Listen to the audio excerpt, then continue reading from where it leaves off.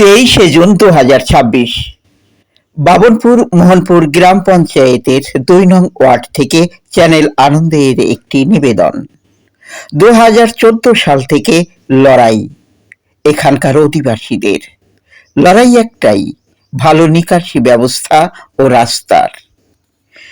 Video office থেকে শুরু করে পঞ্চায়েত বিভিন্ন জায়গায় গিয়েও অবস্থার পরিবর্তন হয়নি। দেখার এখন একটাই বিষয়, নতুন সরকার কি করে। আশায় এলাকাবাসী। অ্যাপ্লিকেশন করেছে বিডিও অফিসে করেছে। বিডিও অফিস দেখুন 2014 থেকে আমাদের অ্যাপ্লিকেশন শুরু হয়েছে আর লাস্ট শেষ হয়েছে 2024-এ শেষ হয়েছে। এরপরে 2025-এও আমরা গেছি, কিন্তু সেই কাগজগুলো আমাদের কাছে নেই। আমরা জেরক্স করে রাখতে ভুলে গেছি, রাখা হয়নি। কিন্তু 2014 থেকে আমাদের জার্নি শুরু হয়েছে, কিন্তু এখন শেষ হয়নি। এখন আমরা কোনো সমাধান পাইনি রাস্তাঘাট নিয়ে। হয়েছে এছাড়া বিভিন্ন এমএলএ এমপি বাড়িতেও যাওয়া হয়েছে, সবাইকে আমরা জানিয়েছি, কিন্তু কেউ আমাদের সমস্যার সমাধান করতে পারেনি।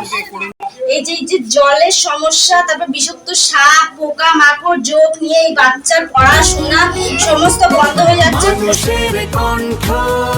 আর এই জলের ভেতর দিয়ে আমাদের যেতে হয়। এই দেখুন আমার বাসন মাজার কোনো স্পেস নেই, এই নোংরা জলের মধ্যে আমি বাসন রেখে দিয়ে তবে মাজি। এই আমার ঘরের সামনে হচ্ছে, এই যে ঘর থেকে বেরিয়েই আমার এই যে ড্রেন। আমরা এখান থেকে, আমার ছেলে 4 বছর বয়স, এখানটায় চন্দ্রকোড়ার বাচ্চা ঘুরে বেড়ায়। এই সিমেন্ট গুলো এখানে ফেলে পুরো টাল করে রেখেছিল, রাগের চোট আমি সব এখানে ফেলেছি। একজন বলছে যে